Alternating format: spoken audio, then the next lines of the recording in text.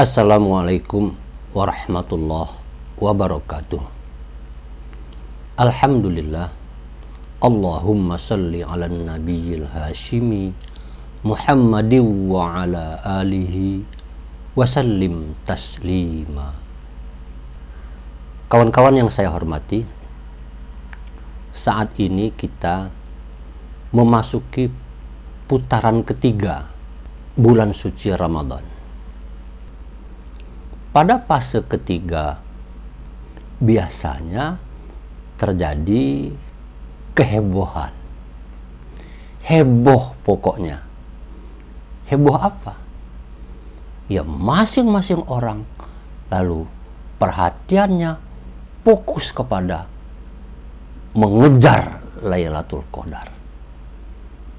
Lailatul Qadar itu seperti sesuatu yang berlari lalu kita kejar untuk mendapatkan Lailatul Qadar itu. Siapakah yang akan mendapatkan Lailatul Qadar? Ini sebuah pertanyaan menarik.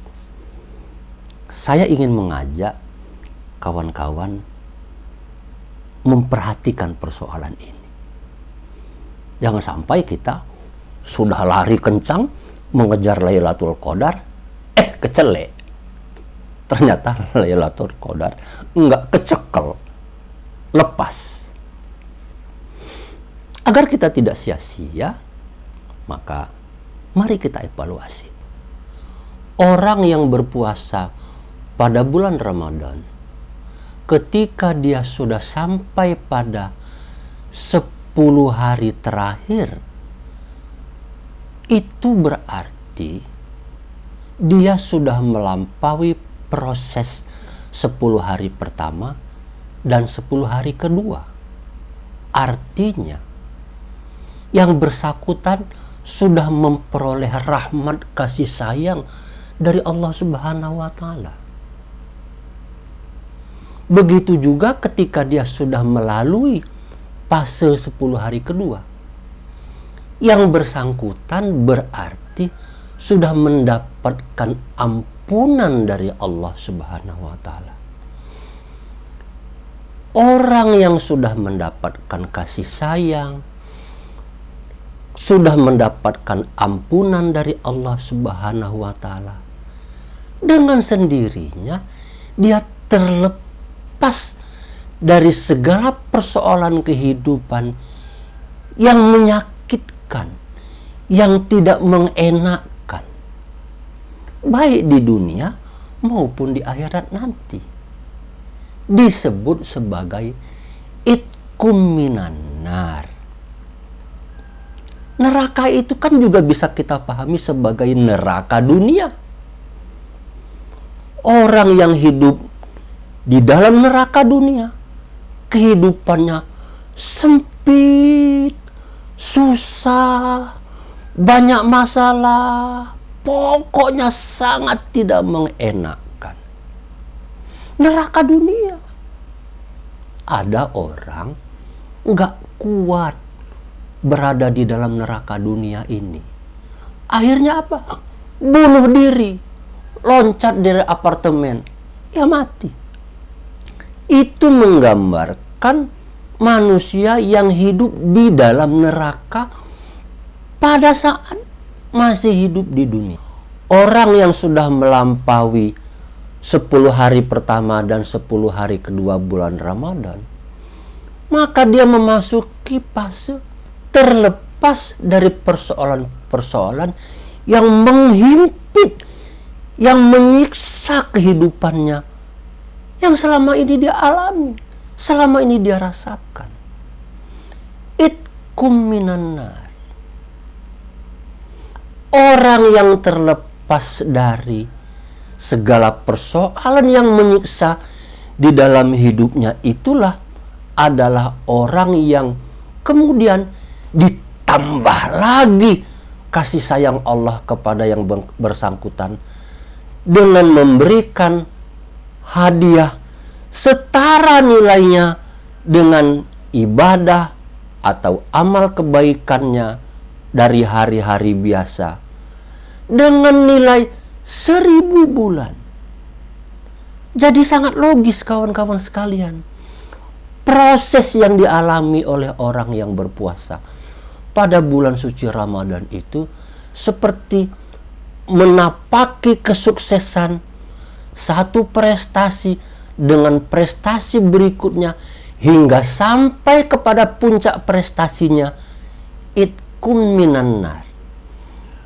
Orang yang berhasil melepaskan diri dari situasi yang menyiksa dirinya menjadi beban dalam hidupnya, wajar apabila dia mendapatkan fasilitas, hadiah, bonus, yakni 1000 bulan pada malam Lailatul Qadar. Kawan-kawan sekalian, sampai dengan tahap ini kita perlu mengevaluasi diri sendiri, introspeksi terhadap bagaimana perjalanan ibadah Ramadan kita pada tahun ini. Seberapa kita sudah memperoleh rahmat dari Allah? Seberapa kita sudah memperoleh pengampunan dari Allah? Sudah layakkah kita mendapatkan situasi yang terlepas dari himpitan kehidupan? Sehingga sudah layakkah kita memperoleh bonus dari Allah Subhanahu wa Ta'ala dengan 1000 bulan itu? Jadi kawan-kawan sekalian, Lailatul Qadar itu seperti bonus. Nilainya sangat tidak terhingga. Gak ada bandingannya. Ungkapan yang disampaikan oleh Allah Subhanahu wa Ta'ala di dalam Al-Quran dengan cara simbolik. Karena manusia itu suka hitung-hitungan. Ente hitung deh. Nilainya 1000 bulan. 1000 bulan itu artinya, ya hitung saja pakai kalkulator, menjadi berapa puluh tahun. Jadi nilai simbolik yang diberikan oleh Allah Subhanahu wa Ta'ala kepada hambanya yang berpuasa pada bulan suci Ramadan dan melampaui periode ketiga, yakni periode itkum minan nar, ganjaran yang diberikan oleh Allah itu sangat tidak terhingga, sehingga secara simbolik disebutkan sebagai 1000 bulan. Bayangkan kalau kebaikan-kebaikan kita, ibadah kita dikonvert oleh Allah Subhanahu wa Ta'ala satu menjadi 1000 bulan. Ya otomatislah kita terlepas dari api neraka dan mendapatkan surganya Allah. Ingat pada pembicaraan kita yang lalu, orang yang berpuasa itu, orang yang beriman itu, orang yang bertakwa itu akan mendapatkan ganjaran surganya Allah. Surganya Allah itu artinya orang yang sudah terlepas dari siksa api neraka.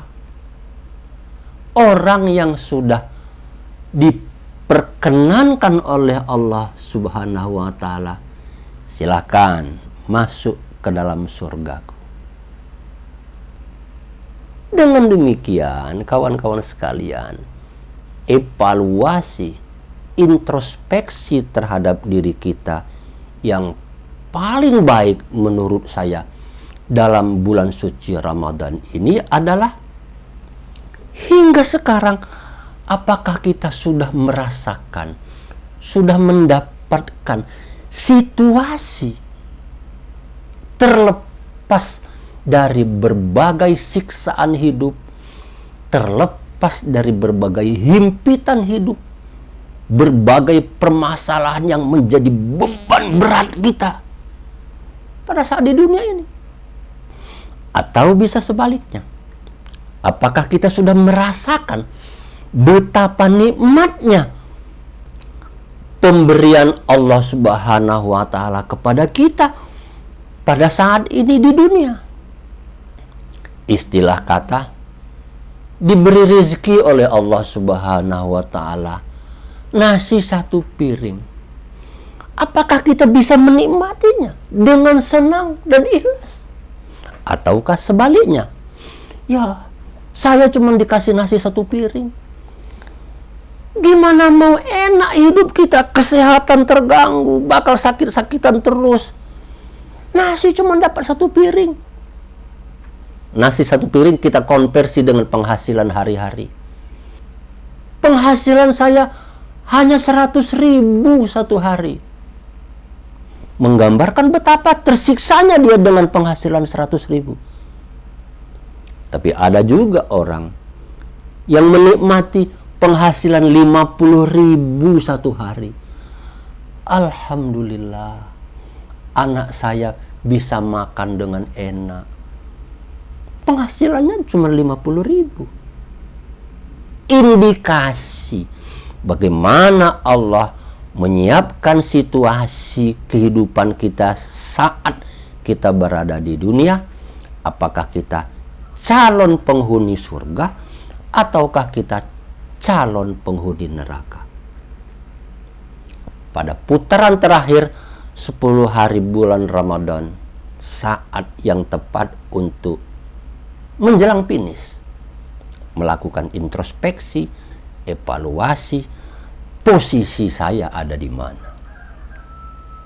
Mudah-mudahan perbincangan seperti ini ada manfaatnya.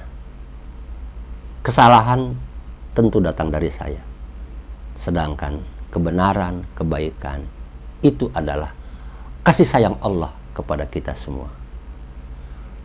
Wassalamualaikum warahmatullahi wabarakatuh.